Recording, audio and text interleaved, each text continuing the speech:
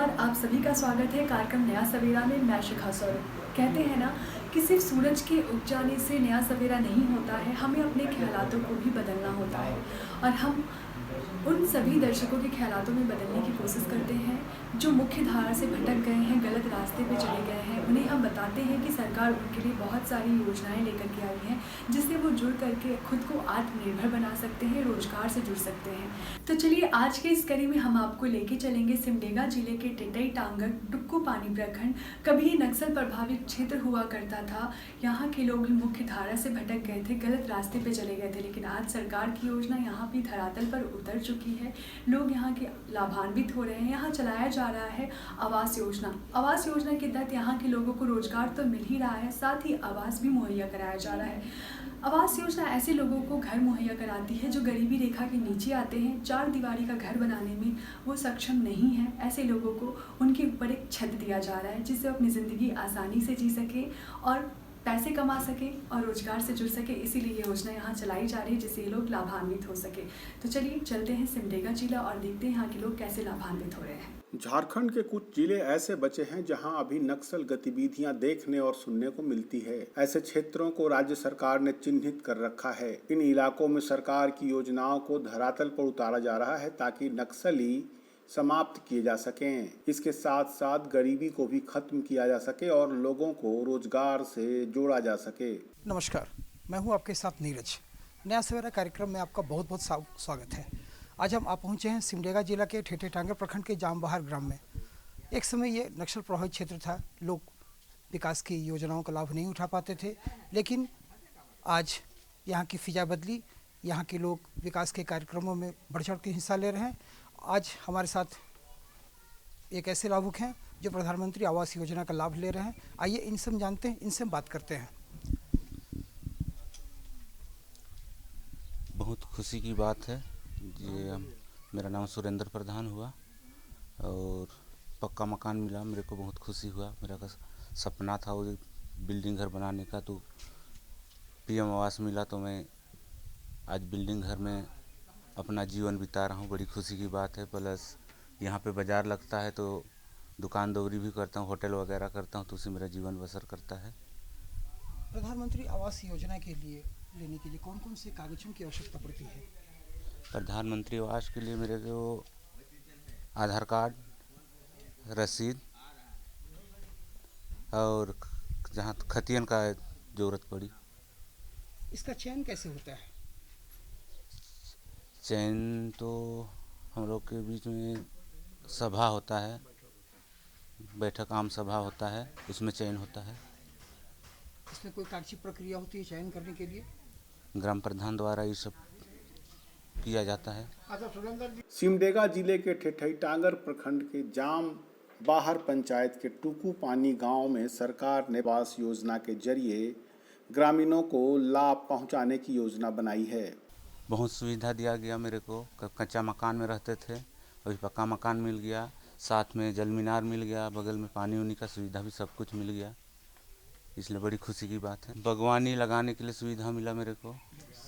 Gas cylinder भी मिला मेरे को, मुफ्त में मिला है गैस सिलेंडर भी। पानी के लिए भी बहुत अच्छा व्यवस्था हुआ, जैसे ही जगह जल मीनार लग गया तो मेरे को पानी उनी ढोने का आवश्यकता नहीं पड़ती है। बहुत सा दिक्कत झेलनी पड़ती थी बरसात के दिन में, खास करके तो टपाक टिपिक पानी चूते रहती है। बरसात के कच्चा मकान खपड़ का घर में रहने के लिए दिक्कत होती है। बहुत खुशी माहौल होता है। सोचे तो नहीं थे, पर अपने आप में लग रहा था कि मेरा भी कब पक्का मकान हो, ऐसे मन में सोच रहे थे। मिस्त्री करते हैं। हाँ मिला सर, मनरेगा से मिला 21,000 कुछ रुपया मिला सर। इसके जरिए लोगों को आवास मुहैया कराया जा रहा है। लोगों को रोजगार उपलब्ध कराने के प्रयास भी किए जा रहे हैं। बताया जाता है कि गांव में पहले रोजगार का संसाधन नहीं था, तो ग्रामीण पलायन के लिए मजबूर थे। और जो भी हम सोचे थे वो सब मेरा पूरा हो गया है। मेरा खपरा का घर था मेरा भतीजा सबका, लेकिन अभी पक्का का मकान बन गया है, तब मेरा को बहुत ही लग रहा है कि अच्छी चल रहा है। तो ये सब बना करके हम कुछ दुकान उकाने इस जगह करके हम ज़िंदगी बिताएंगे, इसे सोच रहे हैं सर। इस आवास के साथ में आपको क्या क्या मिला है? हमको युवास के बाद में सब कुछ मिला है। क्या आम मिला बागवानी मिला है, गैस, गैस सिलेंडर मिला है, जल, वो भी मिला है, जल का भी सब मिला है, मिला है। तो बोलिए कि शौचालय मिला शौचालय भी मिला है। और मेरा भतीजा के मिला है, मेरे तो नहीं आया है, लेकिन मेरा बिजली के भतीजा लिए क्या व्यवस्था? बिजली के लिए भी व्यवस्था सब कुछ है। ठीक है। आपको कैसा लग रहा है इसमें? नहीं, हमको तो अच्छा लग रहा है कि मेरा अच्छा मकान बन गया था पक्का वाला। वो वर्षा का दिन में टिपट पर पानी चूते थे तो दिक्कत पड़ता था, इसलिए हमको अच्छी लग रही है कि पक्का के मकान में हम भी एक दिन का दिन में रह सकते हैं। ऐसे करके हम के भी अच्छा लग रहा है। ऐसा ऐसी परिस्थिति में मुख्य धारा से भटके हुए युवक युवतियां नक्सली गतिविधियों में संलिप्त होते चले गए। लेकिन अब राज्य सरकार ने ग्रामीणों की सुध ली है। उन्हें आवास योजना से जोड़ा जा रहा है। बेघरों को घर दिया जा रहा है। इस योजना के तहत हम लोग लाभुकों को आवास देते हैं। SCC डाटा के अनुसार उनका प्राथमिकता सूची के आधार पर इनको आवास मिलता है। आवास के अलावे ऐसे लाभुकों को उनको उज्ज्वला योजना के तहत गैस का चूल्हा भी मिलता है। गैस से वो लोग पहले जैसे लकड़ी से पकाते थे, गैस मिल जाने के बाद इन लोग गैस से ही खाना उना पकाते हैं। दूसरी बात है कि इनको नल जल योजना के तहत इनको पानी का भी उपलब्धता है, नल लगी हुई है और बिजली भी इनको मिलता है, बिजली भी मिला हुआ है इनको। जिनके पास छत नहीं था, आज उनके पास आवास योजना के माध्यम से अपना छत भी हो गया है। इतना ही नहीं, मनरेगा के तहत खुद के भी आवास निर्माण में काम करने वालों को भुगतान किया जाता है। अब सुदूरवर्ती गांवों में रहने वालों का पक्का मकान है। सरकार की सकारात्मक पहल से ग्रामीणों में काफी उत्साह है। नल जल योजना के तहत पानी की उपलब्धता है, पानी की व्यवस्था सुविधा मतलब दिया गया है। साथ ही साथ हम लोग मनरेगा से इनको 95 डेज का मजदूरी भुगतान करते हैं आवास जब बनता है उनको। फिर आवास में तो इनको 1,30,000 रुपया मिलता है, जो कि 3 किस्त में दिया जाता है। पहला किस्त में 40,000 रुपया दिया जाता है, दूसरा किस्त में 85,000 और लास्ट में फिनिशिंग के लिए 5,000 रुपया दिया जाता है। ये योजना गरीबों के लिए बहुत ही अच्छी योजना है। जैसे इन्होंने ही बताए होंगे कि ये योजना नहीं मिला था उस समय इनका घर कैसा था। बारिश के दिनों में बहुत ही इनको दिक्कत होती है। तो आवास मिल जाने के बाद एक टपकता हुआ घर में नहीं रह रहे हैं, मतलब पक्का घर में ये लोग रह रहे हैं। तो मतलब बारिश या फिर हर चीज़ से मतलब पक्का घर मिलने के बाद में इनको सुविधा महसूस हो रहा है। तो देखा आपने किस तरह यहाँ के लोग आवास योजना के तहत रोजगार से जुड़े हैं, साथ ही इन्हें आवास भी मुहैया कराया जा रहा है और ये लोग लाभान्वित हो रहे हैं। अब हम आपको लेके चलेंगे सिमडेगा जिले के ही टेटई टांगर प्रखंड और यहाँ हम आपको मिलवाएंगे प्रखंड विकास पदाधिकारी से और उनसे जानने की कोशिश करेंगे कि किस तरह यहाँ का विकास का कार्य किया जा रहा है, कैसे लोगों को रोजगार मुहैया कराया जा रहा है और जो लोग मुख्यधारा से भटक गए हैं कैसे उन्हें मुख्यधारा से जोड़ने का काम किया जा रहा है। तो चलिए मिलते हैं उनसे और बात करते हैं। सिमडेगा जिले का टेटई टांगर प्रखंड नक्सल प्रभावित इलाका है। यहाँ अब सरकार की योजनाओं को घर घर तक पहुँचाया जा रहा है। इससे ग्रामीण लाभान्वित हो रहे हैं। पूरे इलाके में चलाई जा रही विकास योजनाओं के बारे में प्रखंड विकास पदाधिकारी ने जानकारी दी। दर्शकों नमस्कार, नया सवेरा कार्यक्रम में आप सभी का स्वागत है। आज हम सिमडेगा में हैं और यहाँ पर खास करके टेटई टांगर एक ऐसी जगह है जहाँ पर बहुत सारे विकास के कार्य हुए हैं। तो यहाँ पर विकास के कौन कौन से कार्य हुए हैं और कौन कौन सी योजनाएं चल रही है, आइए यहाँ के प्रखंड विकास पदाधिकारी से बातचीत करके जानते हैं। देखिए, ग्रामीण क्षेत्रों के लोगों को उनके घर के पास रोजगार देने के मुहिम में हम लोग मनरेगा अंतर्गत बहुत सारे एसेट खड़ा किए हैं, जिसमें अभी वर्तमान में हम लोग 270 अगर बात करें तो सिंचाई कूप की व्यवस्था है। इसके अलावा हमारे यहाँ लोगों की आजीविका संवर्धन के लिए लगातार प्रयासरत हैं, जिसमें बिरसा हरित ग्राम योजना अंतर्गत मिश्रित और आम बागवानी जैसी योजनाओं का क्रियान्वयन कर रहे हैं। ये कमोबेश लोगों की आजीविका को बढ़ाने का उद्देश्य से हमारे यहाँ ये कार्य हो रही है। इसके अलावा बहुत सारे कल्याणकारी योजनाएं हैं, जिसमें अभी वर्तमान में अबुआ आवास है, अभी प्रखंड से हम लोग 326 आवास को दिए हैं। साथ ही साथ आज भी हमारा कैंप है जिसमें वृद्धा पेंशन जो SC/ST वर्ग के सभी वर्गों के लिए 50 साल कर दी गई है और वर्तमान में अन्य पुरुष वर्गों के लिए अन्य पुरुष वर्ग में 60 साल की है। तो अभी भी इसमें हम लोग काफ़ी प्रगति कर रहे हैं। साथ ही हमारे यहाँ की JSLPS की टीम जो गाँव में ही काम करती है वो एक अच्छा खासा लोगों के साथ जुड़कर बहुत अच्छी स्थिति में और झारखंड में संभवतः नंबर 1 है। प्रखंड विकास पदाधिकारी ने बताया कि शुरुआती दौर में सरकार की योजनाओं को धरातल पर पहुंचाने में कोताही बरती गई थी, जिसका परिणाम नकारात्मक हुआ। ग्रामीण बेरोजगारी के कारण अपना गांव घर छोड़ पलायन कर गए। युवक युवतियां मुख्य धारा से भटक गए, वे नक्सली गतिविधियों में शामिल हो गए। शिक्षा के संदर्भ में वर्तमान में अगर हम लोग देखें तो हमारे सभी जगहों पर शिक्षा उपलब्ध कराने के संदर्भ में प्राथमिक विद्यालयों में सभी हमारे विद्यालय संचालित हैं। बच्चों को सामान्यतः स्कूल से जोड़ने के लिए MDM जो मुहिम चलाई गई थी, MDM हमारे यहाँ सभी जगह संचालित हो रही है और इसकी लगातार हम लोग मॉनिटरिंग भी करते हैं। साथ ही हमारे यहाँ +2 और हाई स्कूल की भी व्यवस्था है। तो कह सकते हैं कि शिक्षा जो है हमारे यहाँ लोगों को मिल रहा है। अभी और थोड़ा सा इसमें प्रगति की आवश्यकता है, तो समय के साथ चीज़ें और भी बेहतर हम लोग देने में सक्षम हों। आंगनबाड़ी की अगर हम बात करें तो आंगनबाड़ी हमारे यहाँ प्रखंड में 151 संचालित हैं और सभी आंगनबाड़ी में जो व्यवस्थाएं दी जानी हैं जिसमें पोषाहार है, साथ ही साथ बच्चे को एजुकेट करने के संदर्भ में जो आरंभिक शिक्षा दी जाती है, हमारे यहाँ लगभग सभी जगहों पे सेविका और सहायिका का पदस्थापन हो चुका है। और अभी हम लोग 3 जगह मनरेगा से बिल्डिंग बना चुके हैं, हैंड ओवर भी कर चुके हैं। कुछ और भी बिल्डिंग है जहाँ हम लोग अभी इसमें मरम्मती और एसेट निर्माण कर रहे हैं। तो कह सकते हैं कि नौनिहालों के प्रति हम लोग भी काफ़ी हैं और अभी नौनिहालों के साथ साथ जो किशोरी वर्ग हैं और धात्री महिलाएं हैं, उन लोगों के साथ भी हम लोग हर गुरुवार और अन्य दिनों के साथ सहियाओं के साथ मिलकर स्वास्थ्य संबंधी निरंतर प्रयास रहती है हमारी कि चीज़ें और भी बेहतर और अच्छी हो सके। वर्तमान में अभी फलेरिया उन्मूलन से संबंधित डोर टू डोर कैंपेन चल रहा है, जहाँ पे हाइट के अनुसार दवाएं खिलाई जानी हैं।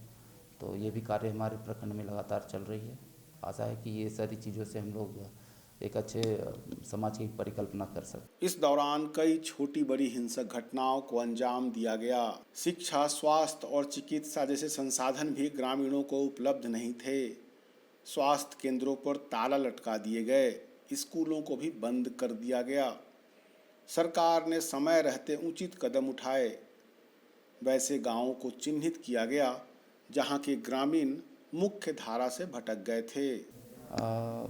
पता नहीं, नक्सल के संदर्भ में तो मेरे लिए बताना कठिन है। हम तो बाइक में भी अंदर इंटीरियर गांव में चले जाते हैं, तो हमें तो सभी आम जन ही दिखते हैं। तो ये कह सकते हैं कि कभी उस दौर रहा होगा जब लोग से इंटरेक्शन नहीं होता था और ऐसे गतिविधियाँ बढ़ गई थी। आज के डेट में हमारा ठठई टांगर में हम लोग तो बेझिझक और अंदर तक जाते हैं, लोगों से मिलते हैं और लोग भी अपनी समस्याओं को हम लोग तक रख पाते हैं।